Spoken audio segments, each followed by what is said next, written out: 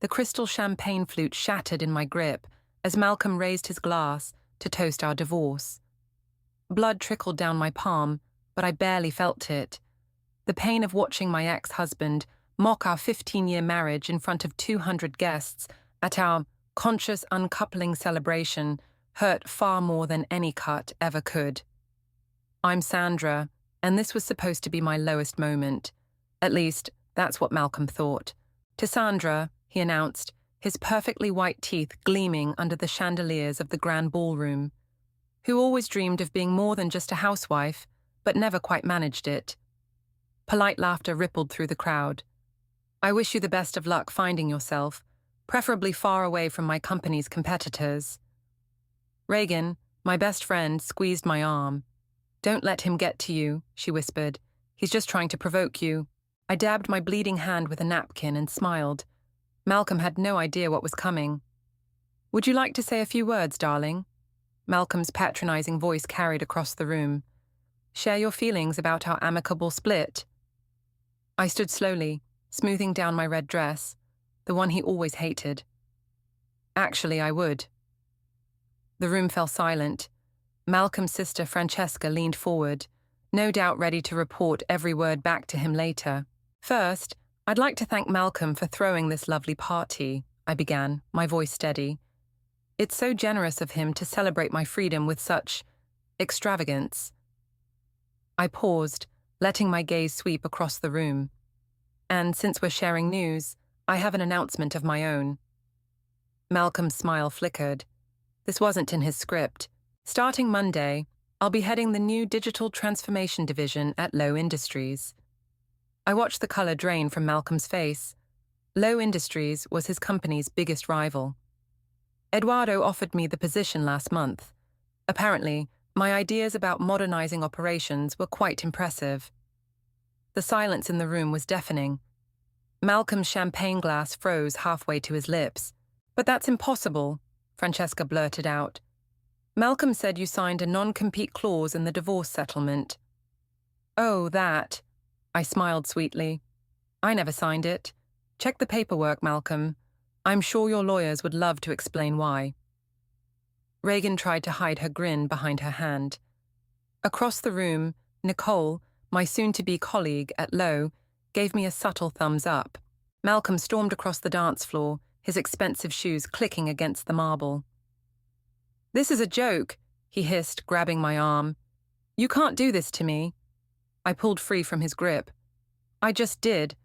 And Malcolm, that project you've been pursuing with Atlantic Corp, they're meeting with me next week. The whispers started. Malcolm's carefully orchestrated humiliation party was backfiring spectacularly. His face turned the same shade as my dress. You've been planning this all along, he accused, loud enough for nearby guests to hear. While I was trying to be civil about our divorce. Civil? I laughed. Is that what you call sleeping with your assistant and then trying to blacklist me from every major company in the industry?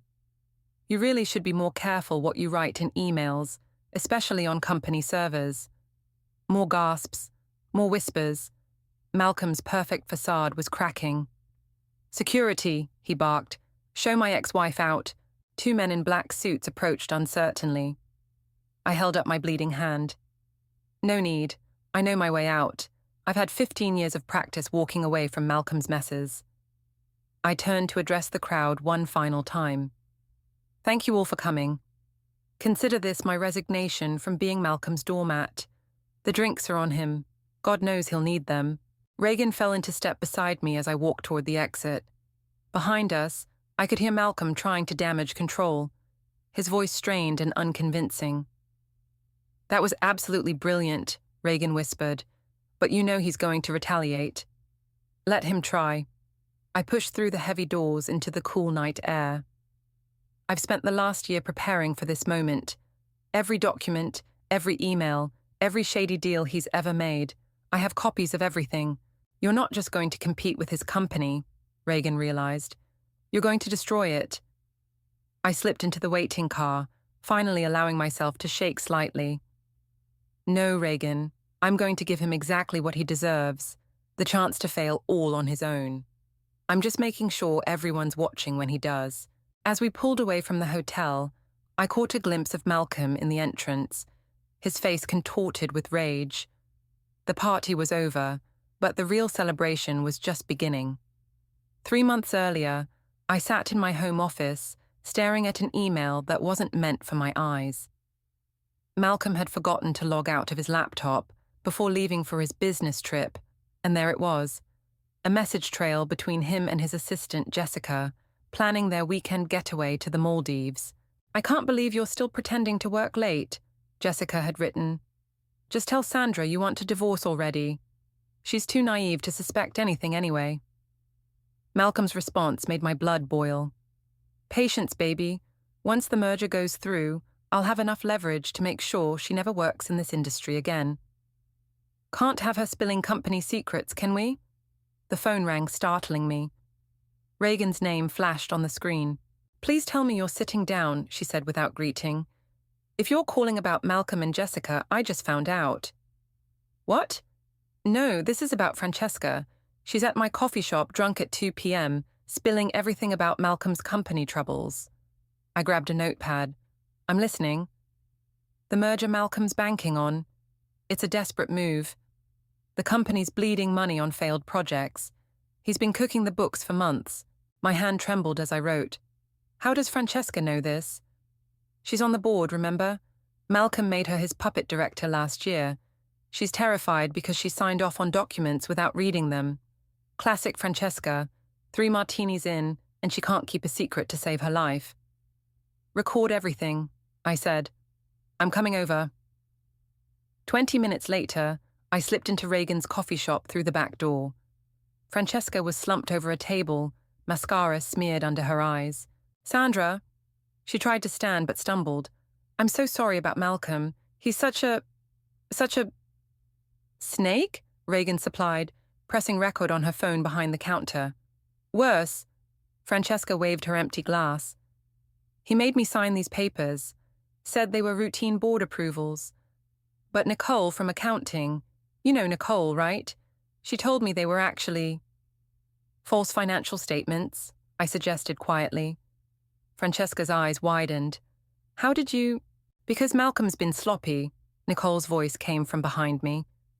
I turned to find her standing in the doorway, clutching a thick folder. "And I've been gathering evidence for months." I hadn't expected Nicole to show up, but her presence confirmed my suspicions. "You're the one who's been sending me anonymous tips." She nodded. "Malcolm fired my entire department when we questioned his numbers, but I kept copies of everything." She dropped the folder on the table. "Want to see how your husband really runs his business?" For the next hour, we pored over documents while Francesca dozed in the corner. The picture they painted was devastating. Shell companies, hidden losses, inflated profits. "This is why he's rushing the merger," Nicole explained. "Once it goes through, he can hide everything in the consolidation process. The new company will absorb the losses, and he'll walk away clean." "Not if I can help it," I said, taking photos of key documents. "But why are you helping me?" Nicole's expression hardened. "Because he didn't just fire us. He blacklisted everyone. Good people with families can't find work because Malcolm branded us as troublemakers. Someone needs to stop him." Reagan locked the shop's door and joined us. "What's your plan, Sandra?" "First, I need a job that gives me industry credibility.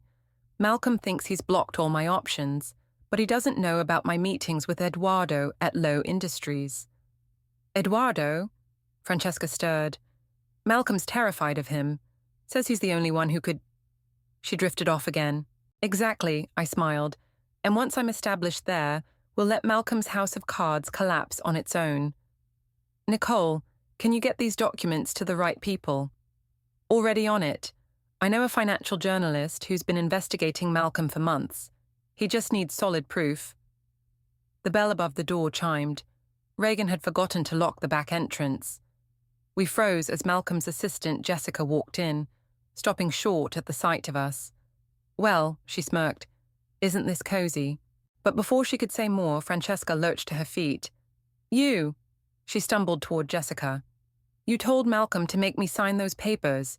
You knew what they really were." Jessica backed away, her confident facade cracking. "I don't know what you're talking about. You're drunk, Francesca."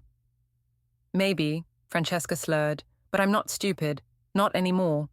She turned to me. "Sandra, I have more documents at home. They're yours if you want them." Jessica fled, the door slamming behind her. We watched through the window as she fumbled with her phone, no doubt calling Malcolm. "Well," Reagan said, "I guess the element of surprise is gone." I gathered the documents, my mind racing. Good. Let him know we're coming. The bigger his ego gets, the harder he'll fall. The morning after Jessica's discovery at the coffee shop, I woke to 17 missed calls from Malcolm and one text from Reagan. "Emergency meeting, my place, now." I found Reagan's apartment buzzing with activity. Nicole sat cross-legged on the floor, surrounded by laptops and papers. Francesca, now sober and terrified, paced by the window. "Malcolm's called an emergency board meeting for tomorrow," Francesca blurted as I walked in. "He's going to try to push the merger through early." Reagan handed me a coffee. "He's panicking." Jessica must have told him everything. "Good," Nicole said, not looking up from her laptop. "Panicked people make mistakes.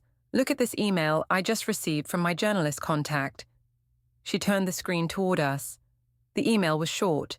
"Story runs tomorrow. Hope your friend is ready for the fallout." "Tomorrow?" Francesca's voice cracked. "I'll be ruined." "Not if you play this right," I said. "You're going to call an emergency board meeting of your own. Today, before Malcolm's." "What? I can't." "You can. You're still a board member. Call it for..." I checked my watch. 2 hours from now. Send the notice immediately." Francesca's hand shook as she typed on her phone. "Done. But what am I supposed to say?" "Nothing," Nicole interjected. "You're going to let me do the talking." Reagan raised an eyebrow. "They'll never let a fired employee into a board meeting." "They will if she's there as my financial advisor," I smiled. "Malcolm forgot to revoke my shareholder status. I still own 15% of the company." The next 2 hours were a blur of preparation. Nicole organized her evidence, while Reagan helped Francesca rehearse her lines.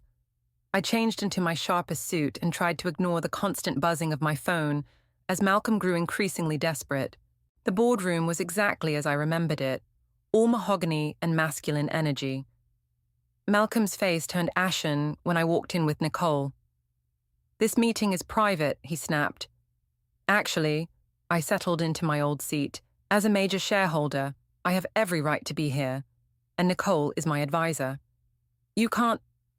"She can," Francesca interrupted, her voice stronger than I'd ever heard it. "I called this meeting, Malcolm, and I want to hear what they have to say." The other board members shifted uncomfortably as Nicole began her presentation. Slides filled with damning evidence flashed across the screen. Falsified reports, hidden accounts, Malcolm's personal expenses disguised as business costs. "This is ridiculous," Malcolm stood, loosening his tie. "These documents are fake." "Are they?" Nicole pulled out a USB drive. "Because I have the original files, complete with metadata showing when they were altered, and time-stamped emails ordering those alterations." "You're all fired," Malcolm sputtered. "Security." "Sit down, Malcolm," a quiet voice came from the doorway. Eduardo Lowe stood there, his presence commanding immediate attention. "I think we should hear the rest." Malcolm fell back into his chair. "Eduardo, what are you doing here?" "Francesca invited me. Something about a merger you were rushing through." Eduardo took a seat. "Please continue, Nicole."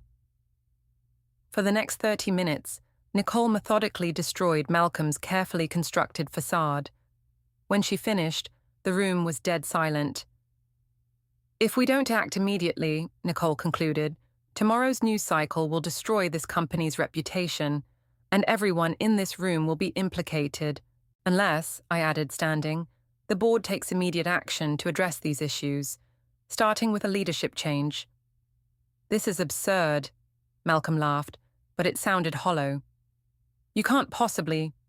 "All in favor of removing Malcolm as CEO?" Francesca's hand shot up first. One by one, other hands followed. "You can't do this to me." Malcolm slammed his fist on the table. I built this company and nearly destroyed it, Eduardo said calmly. The vote appears decisive, Malcolm. I suggest you leave quietly, or shall we discuss the criminal implications of these documents? Malcolm stormed out, but not before giving me a look of pure hatred. This isn't over, Sandra. Actually, it is, I called after him. Check your phone. The journalist's story just went live. As the board scrambled to draft a press release, Eduardo pulled me aside. Impressive work. Still interested in that position at Low Industries? More than ever. Good, because after this, you've proved you're exactly what we need. He handed me his card. Start Monday? I took the card, catching Reagan's proud smile from across the room. Monday's perfect. Francesca approached, tears in her eyes. Sandra, I'm so sorry about everything. I never knew. It's okay. I squeezed her hand. Sometimes we have to hit rock bottom before we can stand up for ourselves. As we left the building, Reagan linked her arm through mine. So, ready for your new beginning? I looked up at the company logo Malcolm had been so proud of. By tomorrow, his name would be gone from it. Ready? I'm just getting started. The headlines were brutal. Tech CEO ousted after financial scandal. Malcolm's house of cards collapses. Board coup reveals years of deception. But nothing prepared me for what happened next. My phone buzzed during my first meeting at Low Industries. Francesca's message was frantic. Turn on the financial news now. Eduardo paused his presentation as I grabbed the remote. Malcolm's face filled the screen, but he looked nothing like the polished executive I'd known.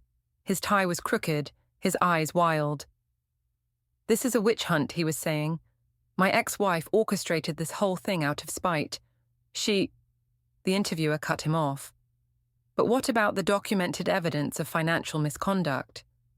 Those documents were stolen by disgruntled employees who... Are you denying their authenticity? Malcolm's face reddened. I'm saying this is a coordinated attack, and Sandra, she's working with our biggest competitor now. Isn't that convenient? Eduardo muted the TV. Well, he's handling this about as well as expected. My phone buzzed again. Nicole, check your email. You need to see this.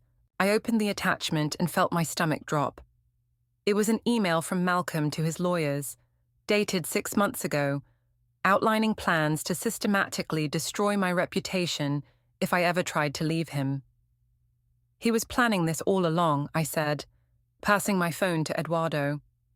Even before I knew about the affairs or the financial fraud, Eduardo's expression darkened as he read. This could actually help us. His public meltdown combined with evidence of premeditated character assassination. He smiled. The press will have a field day. Sandra.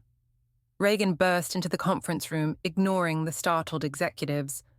Malcolm's outside. He's demanding to see you. Eduardo stood. Security will handle. No, I said, straightening my jacket. I'll handle this myself. In the lobby, Malcolm was creating exactly the scene I'd expected. Security guards flanked him as he shouted at the receptionist. Malcolm, I called out. Causing a scene won't fix what you broke. He spun toward me, jabbing a finger. You think you're so clever, don't you? Using my sister, turning my board against me. You did that all yourself. I just made sure people saw the real you. The real me. He laughed bitterly. I made you. You were nothing before me. Just another small-town girl with big dreams and no talent. The lobby had gone silent. Every phone was recording. That's where you're wrong. I kept my voice steady. I was always something. You just convinced me I wasn't so you could feel bigger. You ungrateful. He lunged forward, but security caught him.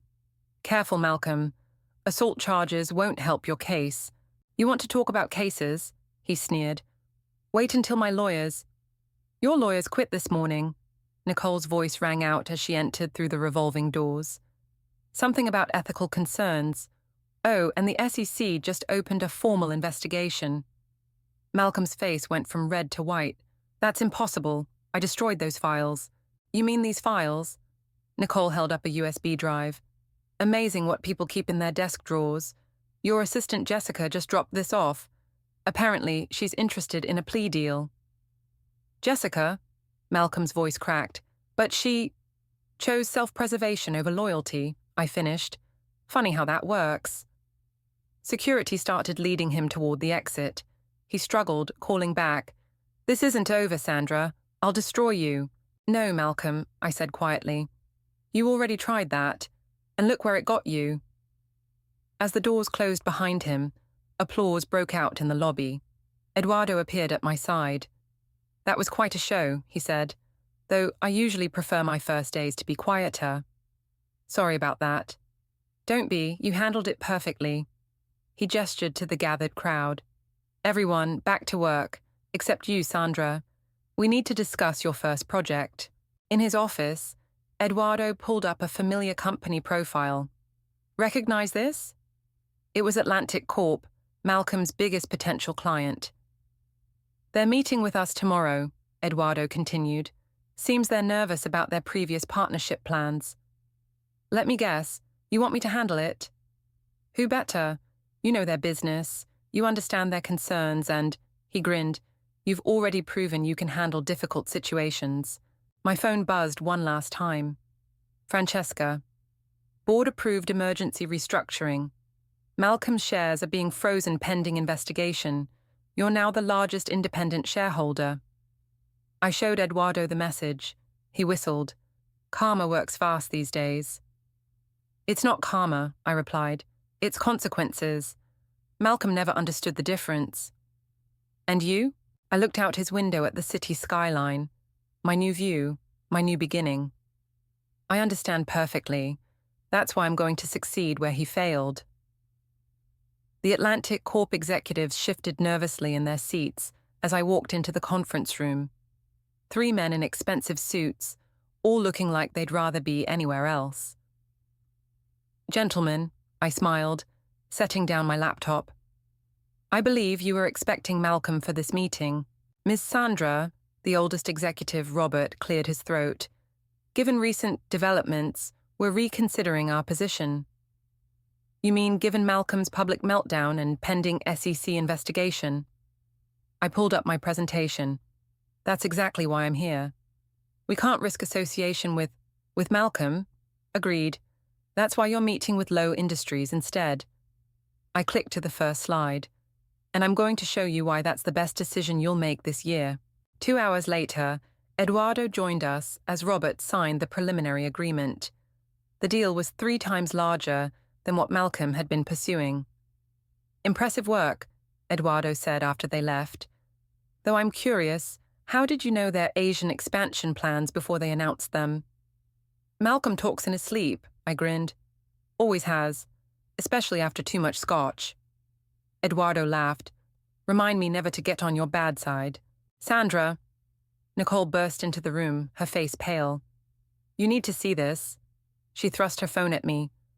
On the screen was a social media post from Malcolm. Time to reveal the truth about Sandra's past. Wonder how her new boss will feel about her history of corporate espionage. Corporate espionage? Eduardo raised an eyebrow. It's nonsense, I said, but my hands were shaking. He's desperate. There's more, Nicole scrolled down. He's claiming he has proof you stole proprietary information from your previous employer 5 years ago, before you met him. That's impossible. I never... My phone rang. Reagan. Turn on the news. Now. Eduardo grabbed the remote. Malcolm was giving another interview, looking more composed this time. I protected her, he was saying.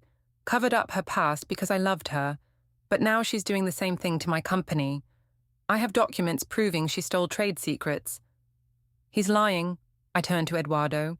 Whatever documents he has are forged. Of course they are, Eduardo replied calmly. Because you never worked in tech before meeting Malcolm. Your employment history is part of our background check. Relief flooded through me, followed quickly by anger. He's trying to destroy my reputation because he can't handle losing control. It gets worse. Nicole was still scrolling. He's scheduled a press conference for tomorrow. Says he's going to reveal everything. Then we'll beat him to it, I said, an idea forming. Nicole, call your journalist contact. Eduardo, I need your help. An hour later, I sat across from Maria, the journalist who'd broken the original story about Malcolm's fraud. "So," she said, recording device ready, "you want to tell your side?" "I want to tell the truth. All of it." I took a deep breath, including how Malcolm manipulated his way into buying my father's small tech consulting firm 6 years ago, then stripped it for patents and fired everyone, including my father.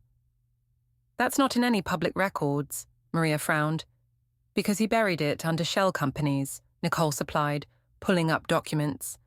"The same ones he used to hide his financial fraud.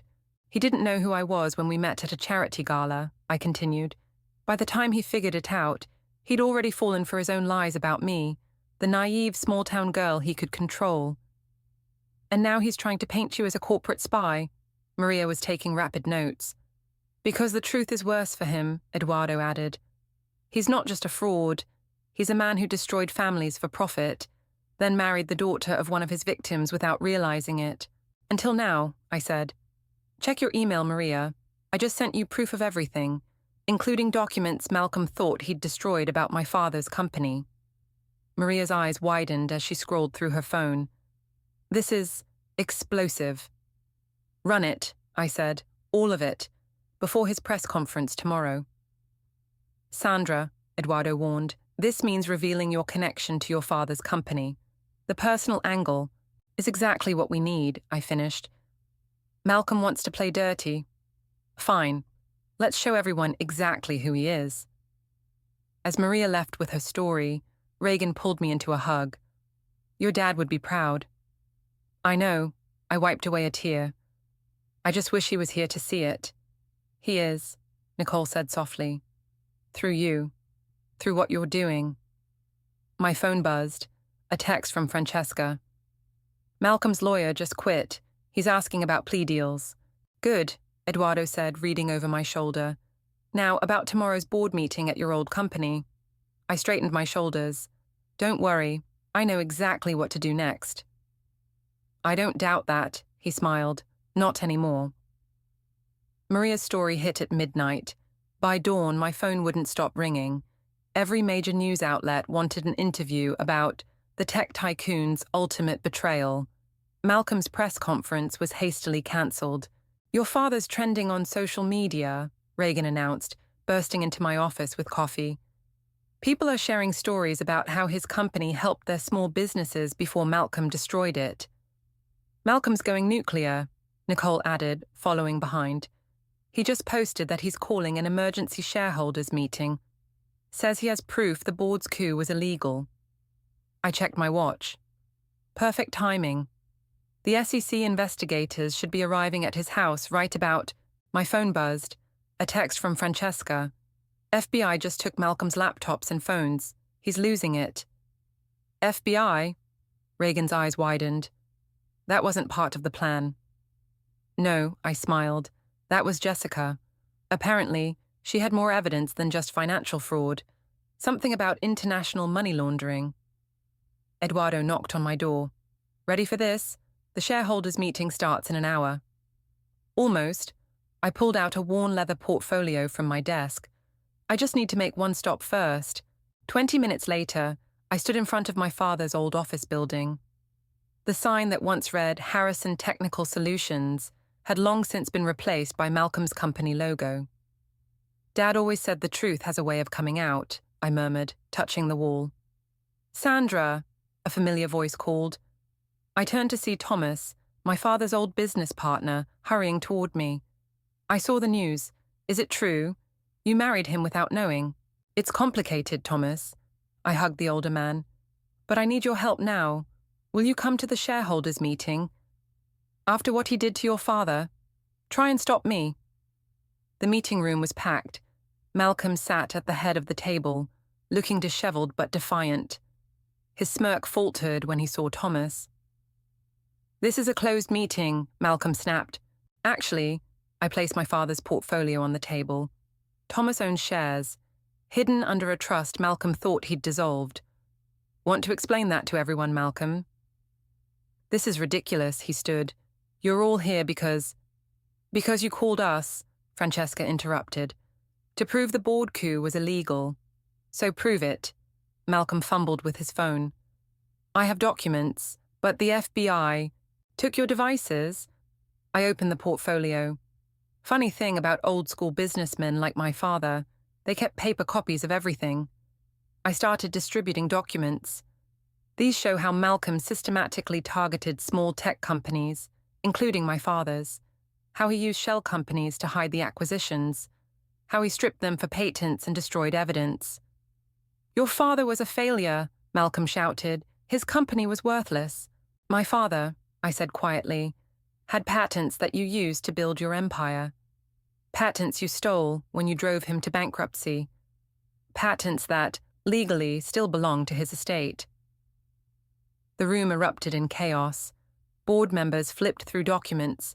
Lawyers whispered urgently to each other. You can't prove any of this, Malcolm's voice cracked. Actually, Thomas stepped forward, I can. I was there. And I've been keeping records too. Just waiting for the right moment. This is why you married me. Malcolm laughed hysterically. For revenge? No, Malcolm, I married you because I loved you. I stayed quiet about my father because I actually believed you'd changed. I met his eyes. That was my mistake. The patents, a board member interrupted. If these documents are authentic, they are, Eduardo spoke from the doorway. Our legal team verified everything. Those patents, they're now licensed exclusively to Loe Industries. Malcolm lunged across the table at me, but security was faster. As they dragged him away, he screamed, You planned this for years. You're worse than I ever was. No, Malcolm, I called after him. I just learned from the best. You taught me everything I know about betrayal. The room slowly emptied until only Francesca, Reagan, Nicole, and Thomas remained. Your father would be proud. Thomas squeezed my hand. Though he might not approve of your methods. Dad believed in second chances, I said. Malcolm got his. He just wasted it. Speaking of chances, Eduardo returned, holding up his phone. The board just voted. They want you to take over as CEO. Me? I blinked. But I work for you. Consider it a joint venture. Your father's patents, our resources. He smiled. Together, we can rebuild what Malcolm destroyed. On one condition, I said. Thomas gets his old job back, and we rehire everyone Malcolm fired. Done. Eduardo nodded. Now, shall we announce the news? As we headed to the press conference, Reagan whispered, Was this your plan all along? No, I admitted, but sometimes karma needs a little help finding its way. The annual Tech Innovation Summit was packed with industry leaders, but all eyes were on me as I took the stage. 6 months had passed since Malcolm's downfall, and this was my first major public appearance as CEO. Ladies and gentlemen, I began, today we're not just announcing a new product, we're announcing a new direction. The screens behind me lit up with my father's original company logo, seamlessly morphing into our new branding, a perfect blend of past and future. Innovation isn't just about creating something new, I continued. It's about lifting others up along the way. Movement at the back of the hall caught my eye. Malcolm, looking haggard in a rumpled suit, slipped in through the side door. 2 plainclothes FBI agents followed discreetly. I didn't miss a beat. That's why we're launching the Small Business Innovation Fund. Every year, we'll select 50 small tech companies for mentorship and funding. Applause erupted. In the front row, Thomas wiped tears from his eyes. And our first partnership, I clicked to the next slide, is with Jessica's new cybersecurity firm. Malcolm's face contorted with rage as his former assistant stepped onto the stage. Jessica, now confident and polished, took the microphone. Thank you, Sandra. After years of witnessing corporate corruption firsthand, I'm proud to help build something honest. Malcolm pushed through the crowd, ignoring the FBI agent's warnings. This is all stolen, he shouted. Everything she has belongs to me. Security moved to intercept him, but I held up my hand. Let him speak. I think we'd all like to hear what Malcolm has to say. He stormed onto the stage, wild-eyed. You think you've won? You think these people respect you? He turned to the audience.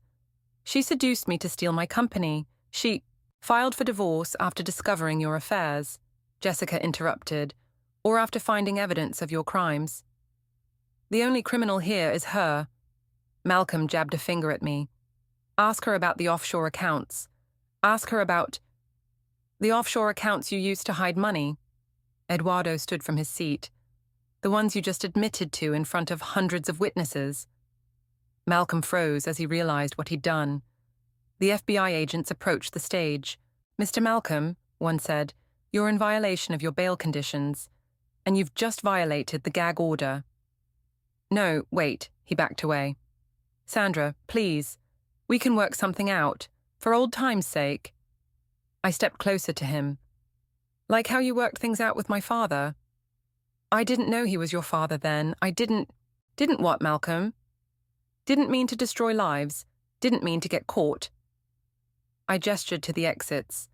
You can leave quietly with these agents, or we can continue this public discussion about your crimes. As the agents led him away, I returned to the podium. As I was saying about lifting others up, the rest of the presentation went perfectly. The Small Business Innovation Fund was oversubscribed within hours. But the real surprise came during the reception afterward. Sandra, Francesca approached, holding hands with Nicole. We have news. We're engaged, Nicole beamed, and we're starting a foundation to help whistleblowers who expose corporate fraud. With Malcolm's frozen assets, Francesca added, the court approved it this morning. Reagan appeared with champagne. To poetic justice, and to new beginnings, Thomas added, joining us. Your father's old employees are all settled in. It's like coming home. Speaking of home, Eduardo interrupted. Have you seen the news? He held up his tablet. Malcolm's bail had been revoked. The video of his outburst had gone viral. Think he finally understands? Reagan asked. No, I said. Men like Malcolm never understand. They just keep blaming others until the end. Sandra, a young woman approached nervously. I'm sorry to interrupt, but your story inspired me. I left my toxic CEO job to start my own company. Would you consider mentoring me? I looked around at my unlikely family. Reagan, Nicole, Francesca, Thomas, Eduardo, all smiling encouragingly. Actually, I said, I have a better idea. Let me tell you about our Small Business Innovation Fund. As I explained the program, I caught my reflection in the window. For the first time since this all began, I saw what my father always saw. Not just his daughter, but a leader who could make a difference. To answer your question, I told the young woman, yes, I'll mentor you.